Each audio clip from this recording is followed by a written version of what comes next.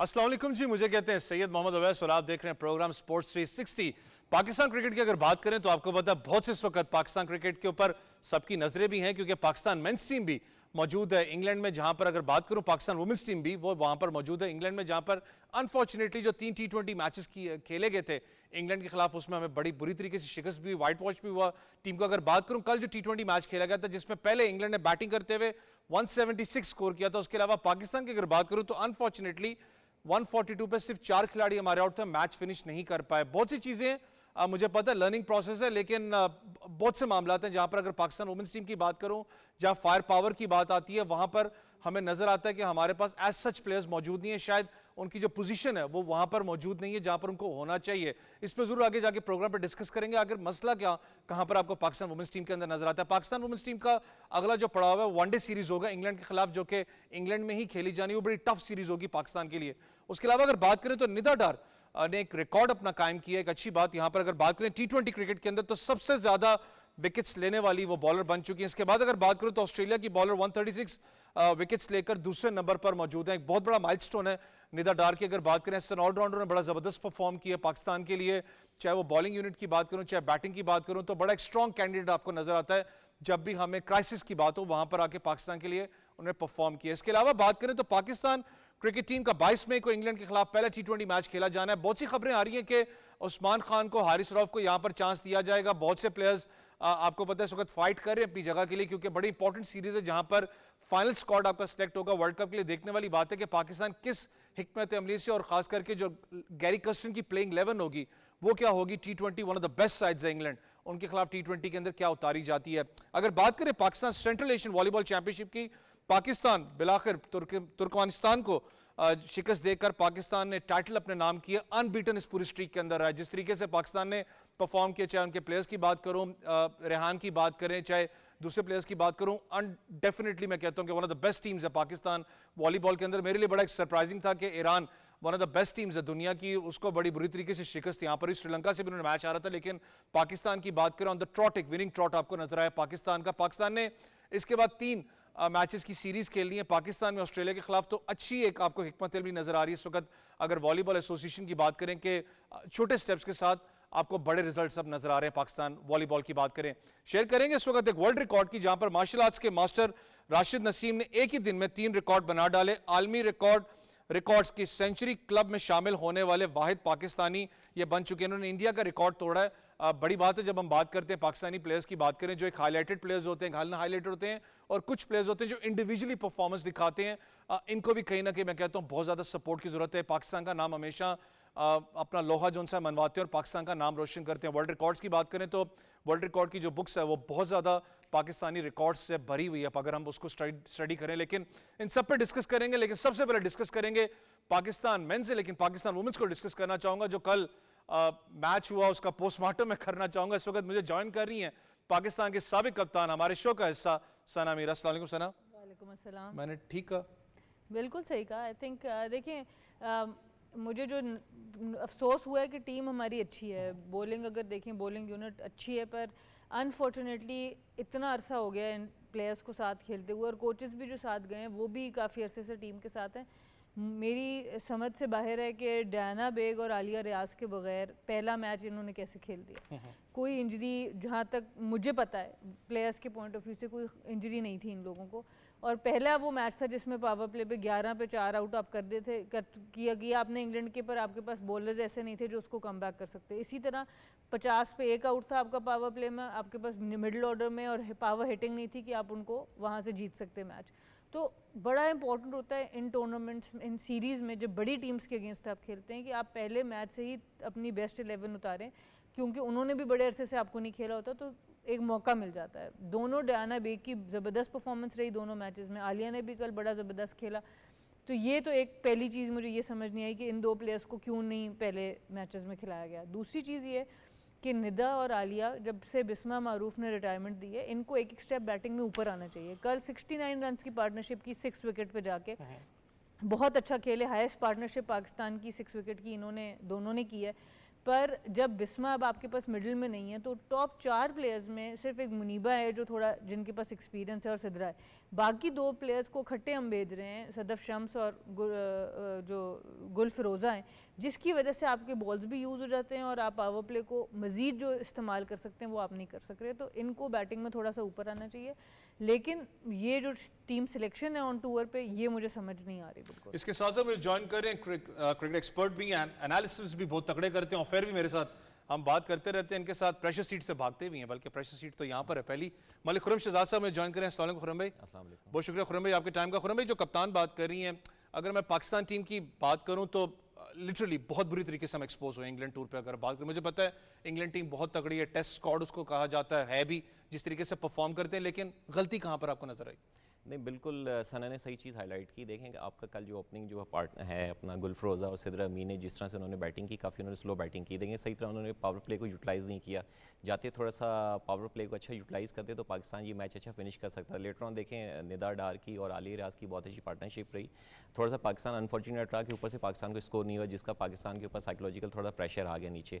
और अगर bowling side पर भी देखें कि निदा डार को क्रेडिट जाना चाहिए, जिस तरह से हाईएस्ट विकेट टेकर बनी, थोड़ा सा बिट एक्सपेंसिव रही, 3 विकेट्स, लेकिन सही उन्होंने कहा कि डायना बेग की बहुत अच्छी परफॉर्मेंस रही, 3 विकेट्स भी लें। और अपना फातिमा सना वगैरह से जिस तरह से एक्सपेक्टेड किया जा रहा था कि अच्छी बॉलिंग करेंगी, उनकी लाइन और लाइन जो है कल काफ़ी ज़्यादा डिस्टर्ब नजर आई। और दूसरे एंड पे भी जैसे मैं सना से भी ऑफ एयर बात कर रहा था, खासकर उनके मैं स्पेनल को मैं क्रेडिट दूंगा, जो सोफिया एक्लरसन है, जिस तरह से उन्होंने बॉलिंग की है थ्रू आउट द टूर्नामेंट जो है टोटली एक्स्ट्रॉर्डनरी। फिर जिस तरह ग्लेन ने बॉलिंग की तो काफ़ी जो है इस चीज़ का उनके ऊपर काफ़ी प्रेशर आया। कप्तान थोड़ा सा मैं ओपनिंग डिपार्टमेंट पे जाऊंगा। आपने मिडिल ऑर्डर को तो राइटली पॉइंट आउट किया, मैं बार बार उस चीज़ को बात करता हूँ कि आयशा नसीम की जगह कौन लेगा, जो एक पावर हिटर आपके पास होती थी।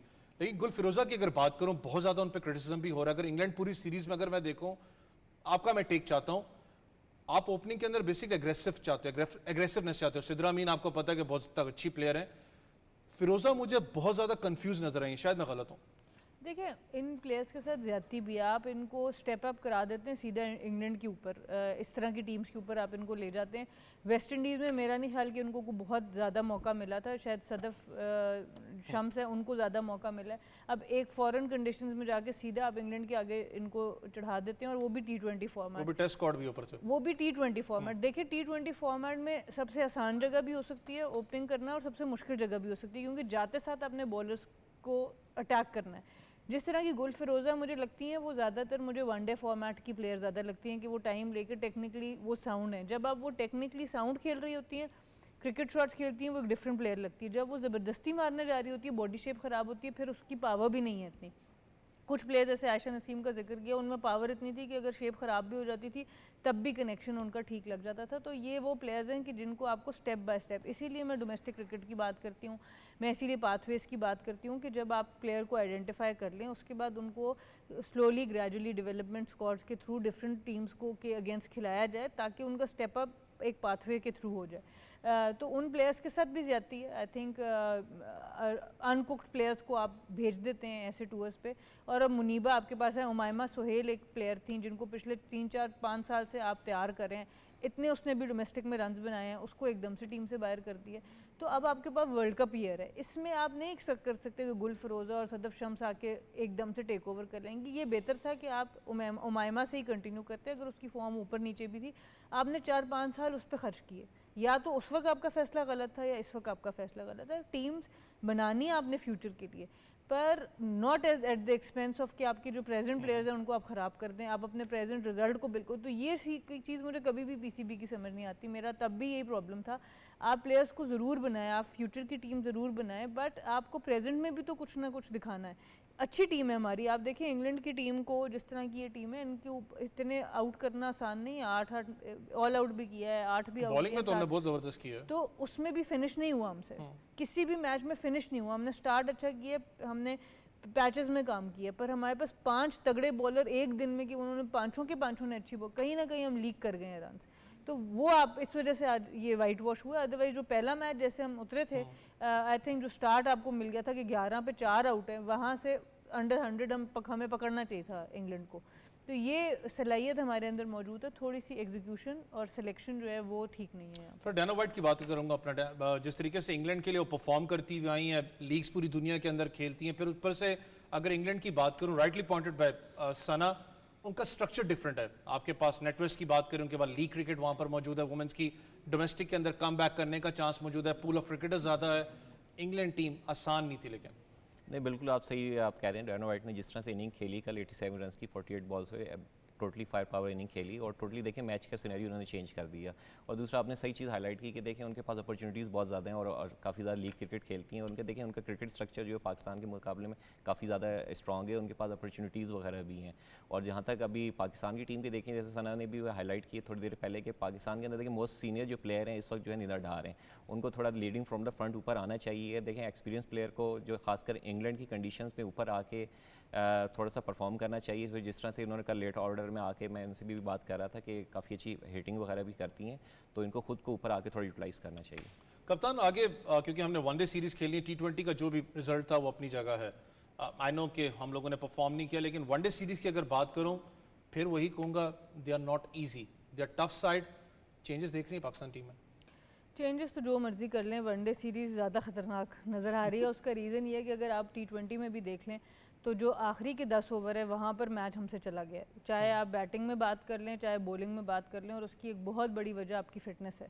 पिछले 1.5 साल से पाकिस्तान वुमेंस टीम में कोई फ़िटनेस टेस्ट नहीं हुए। विदाउट टेस्टिंग टीम चलती आ रही है, जो कि सिलेक्शन से लेके आपकी हेड ऑफ वुमेंस क्रिकेट, आपके जो भी आपके ट्रेनर्स रहे हैं, इनसे पूछा जाना चाहिए क्यों नहीं किए गए टेस्ट। तो 1.5 साल से प्लेयर्स जो हैं वो मैच फिटनेस के ऊपर खेल रहे हैं। मैं खुद उन लोगों में से हूँ जो ये समझती है कि कस्टमाइज्ड ट्रेनिंग होनी चाहिए। हर 18 साल की बच्चे लड़की की ट्रेनिंग 35 साल की लड़की की ट्रेनिंग से बिल्कुल फ़र्क होगी। इवन दोनों अगर एलीट एथलीट्स भी हैं तो उनकी ट्रेनिंग फ़र्क होनी चाहिए। पर ये नहीं हो सकता कि आप ट्रेनिंग में बिल्कुल गुंजाइश छोड़ दें और आपके टेस्ट ही ना हो। तो 1.5 साल से आपके टेस्ट नहीं हुए, जिसकी वजह से पहले 10 ओवर तो हम बहुत तगड़ा खेल रहे हैं। चाहे आप बैटिंग में देख लें, 50-60 पे एक आउट है, 80 पे पूरी टीम बाहर हो गई है। इसी तरह आपने पहले 10 ओवर में 60-70 पे उनको रोक लिया, बाद में आपको 100 रन पड़ रहे हैं। उसकी वजह ये है कि हमसे फील्डिंग में अगर आप देखें लैप से सबसे ज़्यादा आखिर के 10 ओवर्स में हुए हैं। आपकी जो ग्राउंड कवरिंग है, आपकी सारी चीज़ें उसमें चेंज हो गई हैं। आपकी जो आप बॉलिंग कराने जा रहे हैं, आपसे बॉल डिलीवर वहाँ पे नहीं हो रहा जहाँ आप करना चाह रहे हैं। इन सब चीज़ों का जो दारोमदार है आपकी कोर फिटनेस के ऊपर होता है। तो आई थिंक वनडे में फिर और ये आपका बहुत ज़्यादा एम्पलीफाई हो जाएगा कि फिर वो जो 10 ओवर के बजाय आखिर के 20 ओवर करने मुश्किल होंगे, आपकी फील्डिंग को 50 ओवर कैरी करना मुश्किल होगा। तो वहाँ पर अगर इंग्लैंड अपने आप को अप्लाई करता है तो फिर बहुत ज़्यादा मुश्किलात पाकिस्तान की। क्योंकि मुझे याद है उस दिन मैं कप्तान से बातें कर रहा था ऑफेयर भी कि अगर मैं दोनों टीम्स को कंपेयर करूँ, वेस्ट इंडीज़ के खिलाफ अगर मैं कंपेयर करूँ जब पाकिस्तान यहाँ खेल रही थी, फिटनेस का आपको डायरेक्टली नज़र आता था कि ऑपोजिट है। हमारी लड़कियाँ परफॉर्म बहुत अच्छा करती थी, लेकिन जैसे जैसे मैच आगे जाता था आपको फिटनेस फटीग कैरी जो एक होता है ना, बंदे की बॉडी एग्जर्ट नहीं करती, ज़्यादा प्रेशर आपको नज़र आता था। फिटनेस लेवल के लिए काकुल में इनका कैंप भी लगाना है इस सीरीज़ के बाद। फिटनेस वर्ल्ड कप से पहले कितनी इंपॉर्टेंट होगी खुरम भाई? नहीं देखिए, बहुत ज़्यादा इंपॉर्टेंट है। जिस तरह से पाकिस्तान वेमेन ने बिफोर द सीरीज़ इंग्लैंड अपना वेस्ट इंडीज़ की सीरीज़ से पहले भी कराची में भी कैंप लगाया था फिटनेस के हवाले से। फिर उसके बाद इन्होंने लाहौर का जो है NCA नेशनल क्रिकेट अकेडमी, उसके अंदर भी फिटनेस कैंप लगाया। फिर आफ्टर जो है सीरीज़ जो है अभी इन्होंने जो रिसेंटली इंग्लैंड जाने के लिए फिटनेस कैंप लगाया था, उसके अंदर ट्रेनर भी मौजूद थे। और थोड़ा सा अनफॉर्चुनेट ये कहूँगा कि पाकिस्तान की टीम के साथ इस दफ़ा जो है फिटनेस ट्रेनर ने ट्रैवल नहीं किया। हालांकि लास्ट टाइम मैंने हाईलाइट किया था, हालांकि सना ने सही किया कि पाकिस्तान की टीम की जो है फिटनेस जो अप टू द मार्क नहीं है जिस तरह से फिटनेस होनी चाहिए। हालांकि रिसेंटली अभी हमने देखी है कि फिटनेस थोड़ी बहुत इंप्रूव हुई है।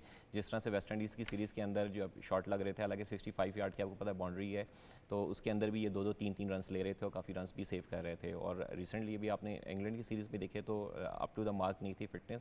हालांकि देखिए मेन चीज़ है फिटनेस। फिटनेस के अंदर आपकी एजिलिटी हो गई, स्पीड हो गई, फिर देखिए इसके अंदर जितनी ट्रेनिंग है आपकी टोटली जो है कंट्रोल ट्रेनिंग है जो आपने करनी है। कप्तान निदा डार पे आना चाहूँगा, आपकी कप्तानी में खेल भी चुकी हैं, I guess one of the backbone players मैं कह सकता हूँ। पाकिस्तान टीम का एक्सपीरियंस भी बहुत ज़्यादा है, 137 विकेट्स भी ले रही हैं पूरे। अगर मैं उनका ट्रैक रिकॉर्ड को देखूँ तो कैसा देख रही हैं?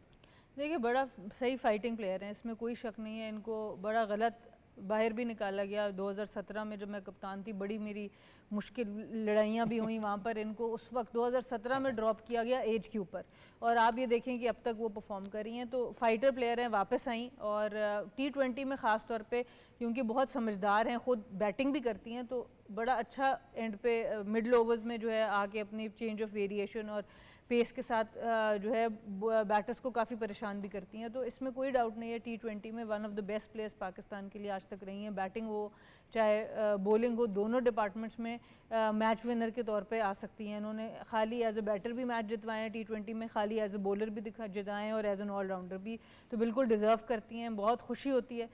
मेरी कप्तानी में इनका डेब्यू भी हुआ था 2009 में, 2010 में उन्होंने उस वक्त इन्होंने खेलना शुरू किया था और बहुत खुशी होती है कि 13-14 साल में इस वक्त पूरी दुनिया में सबसे ज़्यादा विकेट्स लेने वाली प्लेयर हैं। और ये बहुत बड़ी बात है पाकिस्तान में होके ये होना, ये और भी बड़ी बात है क्योंकि बाकी ममालिक में आपको फैसिलिटीज़ होती हैं, आपको एक सपोर्ट सिस्टम होता है, आपकी बॉडी की रिकवरी के लिए आपको बड़ी मदद मिलती है। यहाँ पर प्लेयर को सारा बहुत सा काम खुद करना पड़ता है। तो आई थिंक बहुत ज़्यादा मुबारकबाद निदा को और बहुत बड़ी अचीवमेंट। कप्तान 140 विकेटें इस वक्त। खुरम, एक सवाल मैं कप्तान से करना चाहूँ क्योंकि आपकी टीम में खेली हैं वो, कुछ ऐसा मैच या कुछ ऐसा मोमेंट जहाँ पर आपको लगा हो कि निदा डार इज़ द बेस्ट पर्सन, मुझे प्रेशर सिचुएशन से निकाल सकती है? बहुत दफ़ा ऐसा लगा और इसी वजह से जब कभी ऐसा भी हुआ कि अगर वो परफॉर्म नहीं भी कर रही होती थी तो ये बात बुरी लगती थी सिलेक्टर्स को, मैं उनको मांग के लेके जाती थी क्योंकि कुछ प्लेयर्स का आपको पता होता है कि किस तरीके से वो परफॉर्म करेंगी। मुझे याद है जो हमारा सेकंड गोल्ड मेडल जो हमने डिफेंड करना था उसमें आखिरी ओवर में 7 रन चाहिए था बांग्लादेश का, तो निदा का एक ओवर बचता था और एक कानता हमारी आउटस्विंग बॉलर थी, उसका ओवर बचता था और बारिश हुई थी तो आउटफील्ड बड़ी तेज़ हो गई थी और थोड़ा सा स्लिप भी कर रहा था। अब मैं सोच रही थी किसको ओवर दूं, निदा को दूं, कानता को दूं, तो निदा ना जाके बाउंड्री पे कवर पे खड़ी हो गई कि इसको ओवर ना मिले क्योंकि आखिरी गोल्ड मेडल का हमारा ओवर था, 7 रन थे। इसको मैंने वापस बुलाया, मैंने कहा आओ ज़रा इधर, तुमने बॉलिंग करानी है ना। बिस्मा, मैंने आपस में डिस्कस किया, बिस्मा ने भी कहा हाँ स्पिनर लगाओ कि ना निकले बॉल तेज़ आउटफील्ड से। तो आई तो उस वक्त इसकी ना हालत उस वक्त टाइट हुई थी, पर जैसे ही इसने पहला एक बॉल कराया, उसने पहले बॉल पे शायद एक रन आउट हुआ बाउंड्री से डबल लेते हुए, उसके बाद इसने ऐसा ज़बरदस्त ओवर कराया कि 2-3 रन आए उस ओवर में और हम मैच जीत गए। तो होता ही है कि कभी कभी एज अ प्लेयर आपके अंदर बहुत ज़्यादा कॉन्फिडेंस होता है, कभी कम होता है, पर निदा की अच्छी चीज़ ये थी कि ये फाइट करती थी, उसमें भागती नहीं थी। तो वो होता था, इस तरह की चीज़ें होती थी कि कभी कभी ज़बरदस्ती भी प्रेशर डाला और इसी तरह गोल्ड मेडल का जो पहला गोल्ड मेडल था उसमें इसने ओपन जाके बैटिंग की थी, उस वक्त मैंने इसको ओपन भेजा था, तो 50 हम 10 के 10 विकेटों से मैच जीत गए थे। तो दोनों उसमें भी इसकी बड़ा एक अहम किरदार था। इंडिया को जब पहली दफ़ा हमने हराया था वो स्पेल इसका आई थिंक सबसे ज़बरदस्त स्पेल था क्योंकि इंडिया 50 for 1 था और उन्होंने कोई 92 या 97 रन्स चेस करने थे, तो निदा ने मिडल ओवर्स में आके 3 विकेटें ली थी, प्लेयर ऑफ द मैच भी थी। जो पहली मैच है जो लड़के लड़कियों में आज तक वर्ल्ड कप में इंडिया को हराया वो मैच था जिसमें निदा ने 3 आउट किए थे मिडिल में आके, तो वहाँ से वो मैच काफ़ी पलट गया था और बाकी स्पिनर्स ने भी बड़ी ज़बरदस्त बॉलिंग कराई और हम वो मैच जीते। तो वो एक मैच ऐसा ज़रूर था, मुझे स्पेल याद है कि वो टर्निंग ट्रैक तो था गोल का, पर निदा ने बहुत आउटस्टैंडिंग बॉलिंग। जब वुमेन ऑफ क्राइसिस की मैं बात कर सकता हूँ, निदा डार जिस तरीके से कप्तान ने वो जो बात करी, मुझे पूरा वाकया बताया था, मुझे याद है, फिर कहा था कि डार तू ही है। हाँ। इसमें एक चीज़ मैं ऐड ऑन करना चाहूँगा अपनी करेक्शन के लिए, मैं हाल ही उस वक्त इनको बूम बूम का भी खिताब दिया गया था निदा डार को। अब वो अभी ना खुरम भाई हमें आज तक पता नहीं है कि वो खिताब किसी ने दिया या निदा ने खुद लिया है क्योंकि काफी ज्यादा इसमें हुआ था कि उनका सिग्नेचर भी आउट कर देंगे, आपको पता है सेलिब्रेशन भी बिल्कुल शायद अफरीदी वाले स्टाइल में लेडी लाला बोलती है। लेकिन अगर थोड़ा सा मैं खुरम भाई निदा डार पे अगर आना चाहूँ, जहाँ पर हम निदा डार की बात करें, 140 विकेट हैं, वुमेन ऑफ क्राइसिस की बात करें मैच के अंदर, मुझे सबसे अच्छी चीज़ लगती है एक्सपीरियंस्ड पाकिस्तान टीम भी खेली है, बिग बैश भी खेली हैं, वो एक्सपीरियंस कैरी करती है पाकिस्तान टीम में। एक मिडल ऑर्डर के अंदर आप उनको यूटिलाइज कर सकते हो एक तगड़ा ऑलराउंडर के हिसाब से भी। नहीं बिल्कुल, देखें इस वक्त पाकिस्तान की मोस्ट फेमस प्लेयर हैं निदा डार, खासकर देखें बिस्मा मारूफ के जाने के बाद इनके ऊपर काफ़ी ज़्यादा रिस्पॉन्सिबिलिटी आ गई और आपको पता है कि जिस तरह से ये आती हैं फायर वो कहती हैं इम्पैक्ट क्रिएट कर देती हैं और मिडिल ओवर्स में और आते के साथ ही ना ब्रेक थ्रू दे देती हैं। फिर रिसेंटली आपने देखा अगेंस्ट वेस्ट इंडीज़ सीरीज़ कि सना अमीर के बाद जो सेकंड बॉलर बनी है जिन्होंने 100 विकेट्स लिए हैं और अभी रिसेंटली T20 में हाईएस्ट विकेट लिए, ये भी एक अचीवमेंट है, उनको क्रेडिट भी जाता है। और देखें काफ़ी ज़्यादा इम्पैक्ट है। अभी मैं आपसे कह भी रहा था, थोड़ी देर पहले भी कहा था कि इनको थोड़ा सा ऊपर आके बैटिंग करना चाहिए, 1 डाउन या 2 डाउन आके करना चाहिए और ये काफ़ी ज़्यादा इम्पैक्ट क्रिएट कर सकती है। कप्तान थोड़ा सा लास्टली आलिया रियाज पे बात करना चाहूँगा। सबसे पहले माजरत, मैं बहुत ज़्यादा क्रिटिसाइज़ करता रहा उन्हें कि नहीं, शायद कंटिन्यूटी नहीं है, एग्रेसिवनेस नहीं है, आप कह सकते हैं कंटिन्यूटी नहीं है, उनके हर्डल्स बहुत ज़्यादा हैं कि आपको स्कोर ज़्यादा नज़र नहीं आता, लेकिन उन्होंने ड्रामेटिकली अपने आप को चेंज किया, एग्रेसिव पावर हिटिंग नज़र आपको आती है। आलिया रियाज की जो पोजीशन है, मैं कहता हूँ क्या वो ठीक है या उनको नीचे आके फिर खेलना चाहिए? नहीं, बिल्कुल नीचे, मैं वही बात कर रही हूँ, इन दोनों को एक एक स्टेप ऊपर आना चाहिए। निदा को 4 आना चाहिए, आलिया को 5 आना मैं चाहिए। वही बात कर रहा हूँ। बिल्कुल, क्योंकि अब आपके पास स्पेशली बिकॉज बिस्मा नहीं है, आपको एक्सपीरियंस निकल के आई, तो आपको ऊपर टॉप ऑर्डर में एक्सपीरियंस की ज़रूरत है। और दूसरा, इवन बिस्मा होती भी, मैं फिर भी ये समझती कि निदा को 4 और आलिया को 5 आना चाहिए। उसका रीज़न ये है कि आप T20 क्रिकेट पहले 10 ओवर में या 12 ओवर में आपको काफ़ी हद तक शक्ल वुमेंस क्रिकेट में मिल जाती है। वुमेंस क्रिकेट में 6ठे 7वें नंबर में पावर हिटर्स 1 या 2 पूरी दुनिया में टीमें हैं जिनके पास ऐसे हैं जो बाद में आके मैच जिताते हैं। वुमेंस क्रिकेट के अंदर जब तक आपका स्टार्ट तगड़ा नहीं है, आपके पहले 10-12 ओवर में रन्स नहीं बने, तो नीचे आके उस तरह से मैचेस जिताना अच्छी टीमों के अगेंस्ट पॉसिबल नहीं है। आपको शुरू से उस मोमेंटम को रखना है, उसके लिए आपको मैच शुरू में जीतना है। आप अगर ये सोचेंगे कि हम शुरू में दूसरे लोग चले जाएं और हम बाद में आके मैच जिता देंगे, तो ऐसा पावर हिटर हमारे पास नहीं है। इसलिए आपको रन रेट को कंटिन्यू करना है। निदा को 4 से नीचे नहीं आना चाहिए। 3 पे खेल सकती हैं, अच्छी बात है, नहीं खेल सकती कोई बात नहीं, आप 4 पे आएँ। और आलिया को 5 पे आना चाहिए और बाकी प्लेयर्स को उस हिसाब से आपको एडजस्ट करना चाहिए। आपके पास इरम जावेद हैं 6ठे पे, जो बहुत अरसे से यूज़ नहीं हुई, उनको आप देख सकते हैं। उमायमा सुहेल हैं, आप बहुत से और प्लेयर्स हैं। फातिमा सना को आप 6 पे एलिवेट कर सकते हैं। ठीक है, अभी उनकी बॉलिंग में वो वाली बात नहीं आ रही, पर उन्होंने प्रूफ किया, उन्होंने 6ठे 7वें नंबर पे वनडे में जाके 90 रन बनाए हैं।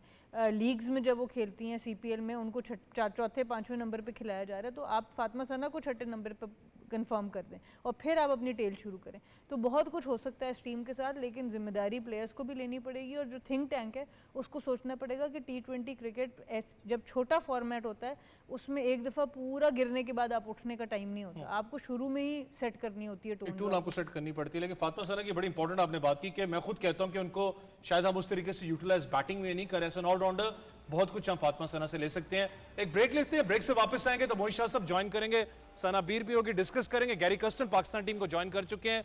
Pakistan versus England T20 match men's का। Here he goes again.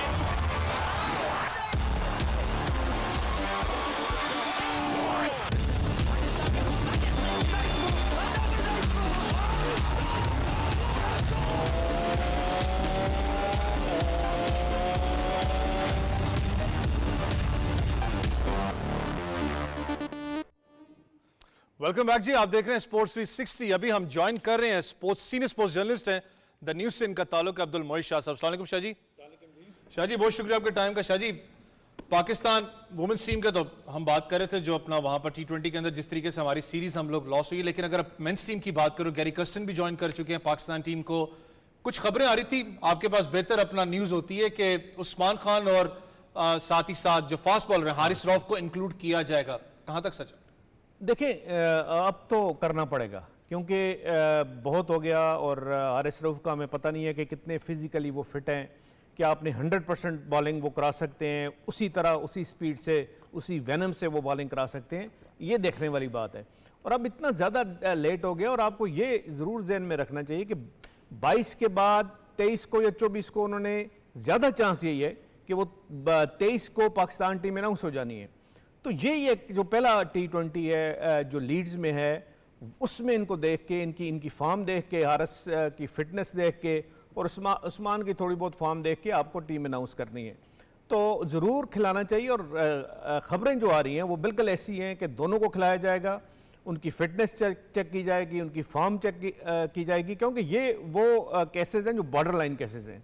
Team में ज़्यादा चांस है इनका आने का, लेकिन खुदा न खास्ता इनकी अगर पूरी फिटनेस नहीं है, सही तरह बॉलिंग नहीं करा रहे या सही तरह वो बैटिंग नहीं कर रहे या बहुत ही कोई बड़ा प्रॉब्लम है, तो फिर उनके लिए प्रॉब्लम सिलेक्शन का बन सकता है। लगता नहीं है कि उनको कोई ड्रॉप किया जाएगा, लगता यही है कि उनको टीम के साथ रखा जाएगा। टीम के 15 मेंबर्स टीम में वो दोनों होंगे और वो दोनों ट्रैवल करेंगे USA और वेस्ट इंडीज़ खेलने के लिए और पाकिस्तान की टीम का हिस्सा होंगे। थोड़ा सा कप्तान, अगर मैं शायद मैं गलत हूं, मैं बार बार उस्मान खान का इसलिए कह रहा हूं, मैं आपसे बात भी करता रहूं, केस बड़ा सेंसिटिव है, सीरियसली कुर्बानियां दे के जो भी मामला हैं पाकिस्तान टीम में, लेकिन फिर मैं कहता हूं कि पाकिस्तान से बड़ा कोई प्लेयर नहीं है। पाकिस्तान है तो ऑब्वियसली प्लेयर्स भी हैं। आपको लगता है कि ये ठीक है कि आपने उसको आयरलैंड सीरीज जैसी सीरीज में ड्रॉप किया, अब उस सीरीज में डाल रहे हो जहां पर डू एंड डाई सिचुएशन है? समझ नहीं जो बात मैं कर रहा हूं कि डू एंड डाई सिचुएशन है, बॉलर्स तगड़े हैं, टीम तगड़ी है, फील्ड तगड़ी है।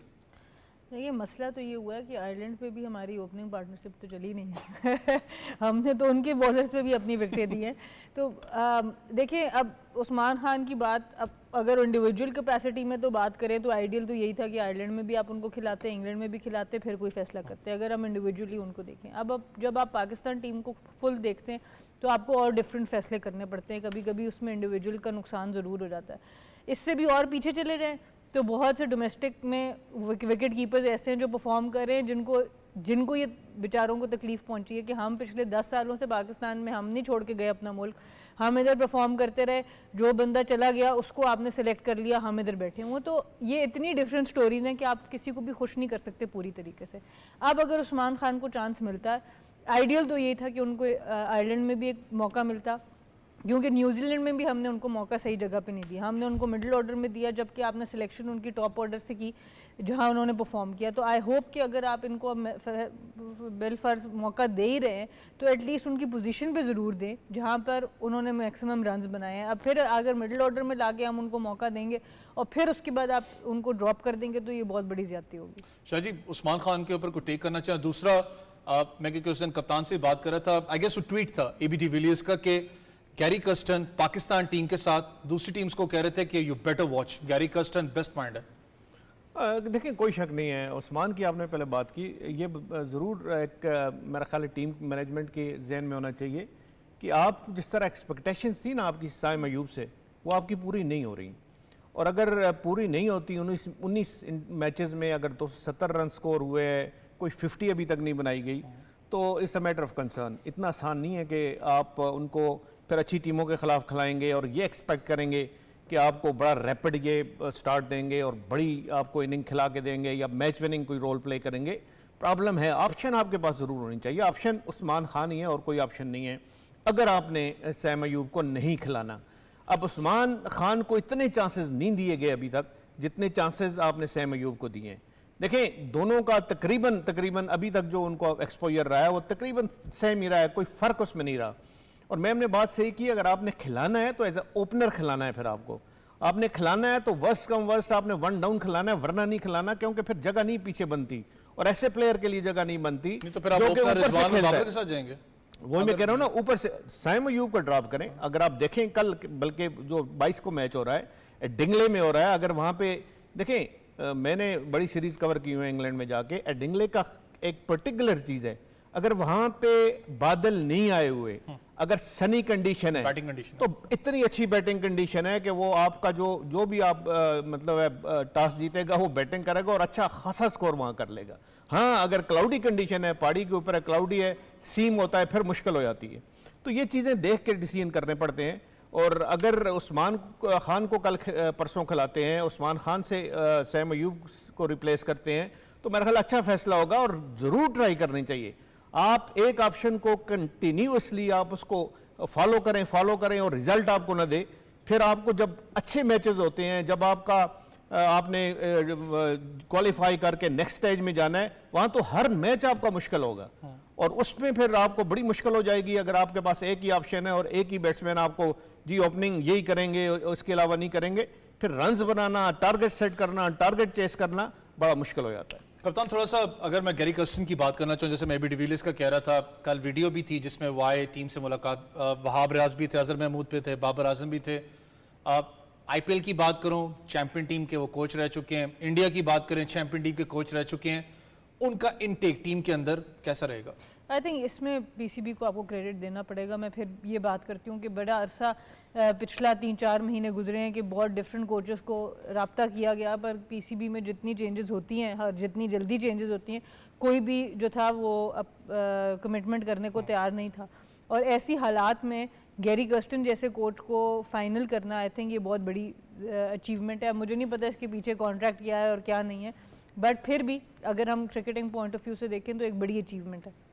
गैरी कर्स्टन इस तरह के कोच हैं कि उनको आप मतलब एक एवरेज टीम भी देते हैं ना तो वो उस टीम में से बड़ा कुछ निकाल सकते हैं। पहले तो वो एवरेज टीम लेते नहीं हैं, तो एक तो ये चीज़ बड़ी अच्छी है कि इतना बड़ा कोच को भी पता है कि इस टीम का पोटेंशियल क्या है, इसलिए वो इस टीम के साथ जोड़ा है। क्योंकि ये कोचेस ऐसे होते हैं, ये सेलेक्ट भी अपनी मर्जी से करते हैं कि क्या मैं अपना नाम दूं इस टीम को कि ना दूं। उनका नेम बड़ा स्टेक पे लगा जी, हुआ है। तो वो इसका मतलब है वो खुद भी समझते हैं कि इस टीम के अंदर ऐसा पोटेंशियल है कि ये वर्ल्ड कप जीत सकते हैं। 2 दफ़ा हम फाइनल तक पहुँचे हैं, एक स्टेप हमें और ऊपर जाना है, और आई थिंक उसके लिए इस तरह का कोच आ जाना, तो अब आपकी कोचिंग पॉइंट ऑफ व्यू से आपकी रेसिपी कंप्लीट है। अब बात यह है कि कौन से प्लेयर को कहाँ खिलाना है, अंदर जाके प्लेयर्स परफॉर्म कैसा करेंगे, अब उन चीज़ों के ऊपर बात आ गई है। बट आई थिंक जहाँ तक प्रिपरेशन थिंक टैंक की है, आई थिंक ये बड़ा ज़बरदस्त, अजहर महमूद भी वहाँ पर है, वो भी बड़ा ज़बरदस्त T20 को समझते हैं, तो ओवरऑल जो थिंक टैंक है वो बड़ा ज़बरदस्त नज़र आ रहा है। शायद थोड़ा सा जी आप प्लीज ऐड ऑन कर लें पहले। मतलब बाकी बातें सारी ठीक लगती हैं, अच्छा है फॉरेन कोच रखा है, ज़रूर रखना चाहिए,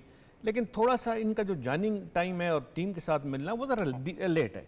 इस तरह नहीं होता। बड़ी टीम जो होती है, जो इस उम्मीद से जाती है कि उसने वर्ल्ड कप जीतना है, तो उसका कोच फिर बड़ा टाइमली उसको ज्वाइन करना चाहिए। न्यूजीलैंड की सीरीज़ के दौरान अगर हम ज्वाइन कर लेते, टीम को ज्वाइन कर लेते, तो मेरा ख्याल है प्लेयर्स के लिए बड़ा अच्छा, सिलेक्शन में बड़ी वो कंट्रीब्यूट कर सकते थे। उनको पता है कि मैं कौन सा प्लेयर लेके चलूँ, कौन सा जाके वर्ल्ड कप में जो पाकिस्तान के लिए ज़्यादा बेहतर होगा, वो काफ़ी कुछ क्लियर हो जाता है। अब उनके पास सिर्फ एक मैच है देखने के लिए, और अपने सामने देखने के लिए वो मैच है जो इंग्लैंड में होना है परसों, इसके अलावा नहीं है। तो ये बाकी सब बातें ठीक है, कोच भी बड़े अच्छे हैं, उनका बड़ा अच्छा एक्सपोजर एक्सपीरियंस है, खुद बहुत अच्छे प्लेयर रहे हैं। मुझे याद है कि 96 के वर्ल्ड कप में उन्होंने पिंडी में 170 या 75 रन की इनिंग खेली थी, वो बड़ी देखने वाली थी, बड़े जरियाना एग्रेसिव वो प्लेयर थे, बड़ा सब कुछ ठीक है। लेकिन मसला ये है कि आपका ज़्यादा से ज़्यादा इंटरेक्शन प्लेयर के साथ होना चाहिए, ख़ासकर जो टॉप 25-30 हैं, और वेल इन टाइम आपको ज्वाइन करना चाहिए, ताकि सिलेक्शन में भी और जो नॉलेज हो प्लेयर के बारे में कि इसमें कितनी डेप्थ है, कितना ये काम आ सकता है, कितना खासकर T20 क्रिकेट के लिए ये कितना इफेक्टिव होगा, वो चीज़ कोच के जहन में हो।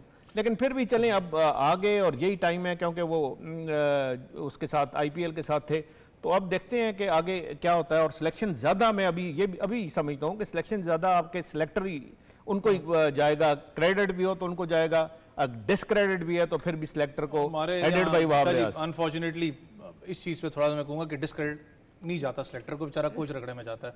जब तक हमने कोचिंग नहीं की समझ नहीं आई थी, अब समझ में आती है। कप्तान, थोड़ा 2 सवाल पूछना चाहूँगा। एक तो गैरी कर्स्टन का ही, मुझे पता है कि हमेशा किसी भी कोच से हमने बात की, चाहे जब हम पाकिस्तान हॉकी के कोच से बात कर रहे थे, वॉलीबॉल के कोच से बात की, यहाँ तक क्रिकेट कोच की बात करूँ, टाइम चाहिए होता है कोच को। आप 1 महीने के अंदर 2 महीने के अंदर रिजल्ट नहीं ले सकते, चाहे आपकी टीम वर्ल्ड क्लास क्यों ना हो। दूसरा, अगर मैं बात करूं इस वक्त पाकिस्तान कोचिंग पैनल की बात करूं, एक असामी आई थी बहुत पहले, आपको याद है, बड़ा फेमस हो गया था T20 में, पावर हिटिंग कोच की, आई एकदम नीचे गई, समझ नहीं है किधर गई। हेडन का होना बहुत बड़ा इंपैक्ट था। एक नई मैं कल देख रहा था, I guess mental fitness coach की एक आई हुई है, उसको कैसे कंपेयर कर रही हैं? देखें, पहली तो बात मैं बिल्कुल शाहजी की बात से अग्री करती हूँ कि जो बड़ी टीम्स होती हैं जो वर्ल्ड कप के बारे में सोचती हैं कि हमने जीतना है, तो उनकी जो प्लानिंग होती है वो मिनिमम 4 साल की प्लानिंग होती है। आप अपना कोच भी उसी तरह सेलेक्ट करते हैं, आप अपने कप्तान भी इसी तरह सेलेक्ट करते हैं, आप अपने प्लेयर्स का पूल जो होता है उसी में से खेलते रहते हैं। 30-35 प्लेयर्स को आप आइडेंटिफाई कर लेते हैं और अगले 3-4 सालों में उन्हीं के ऊपर आप काम करते हैं। तो अनफॉर्चुनेटली वो तो सिस्टम हमारा कभी रहा नहीं है, और यही हमारी एक दुनिया क्रिकेट में भी पहचान है कि पता नहीं चलता आखिरी टाइम पे कोई आके प्लेयर जो है वो पूरे वर्ल्ड कप पे छा जाता है। तो अनफॉर्चुनेटली यही हमारा तरीकाकार रहा है। जहाँ तक बात आपने दूसरी की, I think mental fitness coach की जो आपने बात की, आई थिंक आजकल के टाइम पर ये बहुत ही एक इम्पॉर्टेंट इशू है प्लेयर्स की मेंटल हेल्थ की जो बात हम करते हैं, उसकी फिटनेस को रखने के लिए। क्योंकि देखें, ये बात हमें समझनी पड़ेगी, बहुत से लोगों को मैंने सुना है पहले, हम तो जी कुछ बगैर डॉक्टर के भी खेल जाते थे, हम तो ये कर जाते थे। अब का जो प्रेशर है इस वक्त एक एलीट एथलीट पे, जो सोशल मीडिया प्रेशर है, जो जिस तरह का मीडिया का प्रेशर है, वो कभी भी किसी भी टाइम पर नहीं रहा। कल आपने रोहित शर्मा की भी एक वीडियो देखी होगी, उसने हाथ जोड़ के कहा कि यार इधर तो माइक और ऑडियो ऑफ कर दो, कि मतलब पूरे ग्राउंड में पहले आपके दिमाग में होता था कि मैंने प्रेस कॉन्फ्रेंस में कोई ऐसी बात नहीं कर देनी कि जो लीक हो के कि कहीं इधर चली जाए। अब किसी वक्त वो ग्राउंड में खड़े हैं, उनको नहीं पता कैमरा कहाँ से आ रहा है, माइक कहाँ पे आ रहा है, आपको किसी वक्त रिलैक्स होने का टाइम नहीं वो हीट मिलता। ऑफ द मोमेंट भी आप कैप्चर तो करते ये हो। चीज़ें जो हैं इस तरह से प्लेयर्स की प्राइवेसी अब रही नहीं है और ये आपको मेंटली बहुत ज़्यादा अफेक्ट करती है। आप खाना खाने बाहर जाते हैं, हर एक के पास कैमरा है, मोबाइल है, आपकी वीडियोस रिकॉर्ड करके, आपको याद होगा चैंपियंस ट्रॉफी की बात है या वर्ल्ड कप की बात है, जब प्लेयर्स बर्गर खाने चले गए थे तो वो उसकी चैंपियंस ट्रॉफी की थी सरफराज वाली तो वीडियो। याद है आपको, तो वो जीत भी गए हम बाद में चैंपियंस ट्रॉफी, लेकिन उस वक्त प्लेयर्स के ऊपर क्या प्रेशर बढ़ा कि जी ये बर्गर खाएंगे तो ये कहाँ से खेलेंगे और जीतेंगे। तो मतलब हर चीज़ आपके उठने बैठने पे जो प्रेशर है वो आज से पहले कभी भी नहीं था। लोग टूर पे जाते थे, पूरी ज़िंदगी इंजॉय करके वापस आते थे, किसी को कोई परवाह नहीं होती थी। तो इस तरह के मौके पर बहुत ज़रूरी है कि हम प्लेयर्स की जो है वेलबींग के ऊपर काम करें। दूसरा, टूर्स की मिकदार जितनी हो गई है लीग्स की वजह से, आप फैमिली से इतना दूर रहते हैं कि उसकी वजह से भी इसका टोल बहुत ज़्यादा होता है। तो आई थिंक ये बहुत अच्छी चीज़ है कि अगर इसको हम कैरी करें। कप्तान पेशाह जी, मैं आपके पास वॉलीबॉल पे आना चाहूँगा। कप्तान, लास्ट सवाल अगर मैं बात करूँ, वर्ल्ड कप की यूएस की कंडीशंस बिल्कुल डिफरेंट है। पाकिस्तान ने इंग्लैंड के खिलाफ सीरीज़ खेलनी है, मेरे लिए बहुत अच्छी सीरीज़ है, लेकिन हमने वार्म अप मैच नहीं खेलना। इंडिया ने उसी ग्राउंड के अंदर वार्म अप मैचेस खेलने हैं, क्या हमें नुकसान होगा? ऑब्वियसली देखिए, ये तो आपको एक एज ज़रूर होता है कि आप उस साल में उस वेदर के आसपास करीब कंडीशंस को आजमा लें, तो उसका फ़ायदा तो ज़रूर, एज ज़रूर होता है आपको। अगर आपने साल पहले भी खेला तो मिट्टी और एनवायरनमेंट काफ़ी कुछ बदल सकता है, तो आई थिंक उसका एज तो ज़रूर होगा इंडिया को। शाह जी, थोड़ा सा वॉलीबॉल पे आना चाहूँगा। हैट्स ऑफ, जहाँ पर हम हॉकी की बात करें, वॉलीबॉल की बात करूँ, आप हमारे साथ ही थे जब हम इंटरव्यू भी कर रहे थे। ऑन द ट्रॉट 6 मैचेस जीतना, ईरान जैसी तगड़ी साइडों की बात करूँ, तुर्कमेनिस्तान की बात करूँ, बड़ी तगड़ी साइड थी जिसको पाकिस्तान ने शिकस्त दी है। स्ट्रेट सेट्स के अंदर 6 मैचेस अपना ऑन द ट्रॉट जीते हैं। पाकिस्तान वॉलीबॉल को कहाँ देख रहे हैं? देखिए, पाकिस्तान वॉलीबॉल ने बड़ी रैपिड ग्रोथ की है। मैं आपको सच बताता हूँ कि अगर पिछले 4-5 साल का सफ़र देख लें ना वॉलीबॉल का, तो आपको पता चलेगा कि पाकिस्तान टीम कहाँ से आई है। और पाकिस्तान टीम इस वक्त दे आर एशियन नंबर 5, और एशियन नंबर 5 होना इतना आसान नहीं है। यहाँ पे चाइना भी वॉलीबॉल खेलता है, जहाँ पे कोरिया भी खेलता है। India is nowhere. मैं आपको बताऊं कि पाकिस्तान, वॉलीबॉल ऐसी स्पोर्ट है जिसमें पाकिस्तान ने रिसेंटली इंडिया को स्ट्रेट सेट में हराया और कोई मुकाबला ही नहीं था।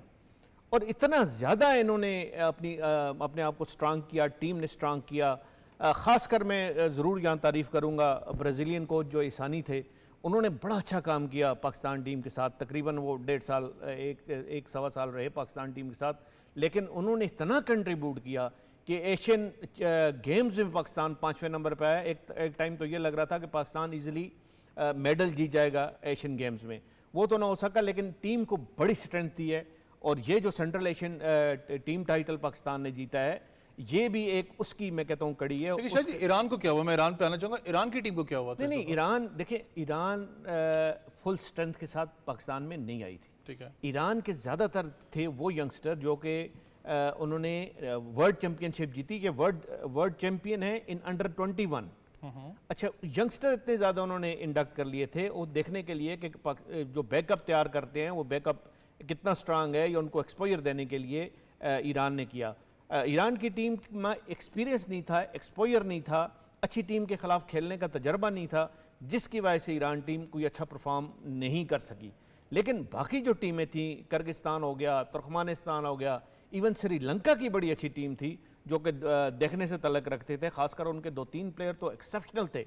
पाकिस्तान को बड़ा अच्छा सर्व किया, पाकिस्तान को खासकर एमल खान ने बड़ा अच्छा सर्व किया। रेहान बड़ा अच्छा खेला शाह जी, क्योंकि टाइम बड़ा कम है। सना, क्विकली वॉलीबॉल के लिए कोई एप्रिसिएशन नोट?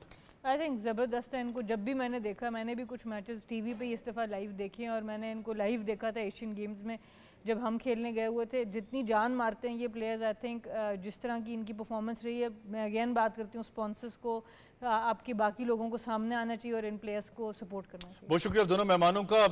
पाकिस्तान वॉलीबॉल की अगर बात करूं तो लिटरली हैट्स ऑफ है। बहुत ही कम वसाइल, बहुत ही कम टाइम कोचेस के पास। यहाँ तक कि हॉकी की अगर बात करूं तो उन्होंने रिजल्ट्स प्रोड्यूस किए हैं। पाकिस्तान हॉकी की अगर बात करूं तो आपको पता है नेशंस टूर्नामेंट की तैयारी कर रही है। अगर बात करूं पाकिस्तान वॉलीबॉल की तो ऑस्ट्रेलिया पाकिस्तान में सीरीज खेलने आ रहा है। बड़ा कुछ इस वक्त पाकिस्तान स्पोर्ट्स एक बड़ा राइट प्लेटफॉर्म के अंदर इस वक्त पाकिस्तान स्पोर्ट्स दाखिल हो चुका है। मुझे और मेरी टीम को कल तक इजाजत दें। अल्लाह हाफिज।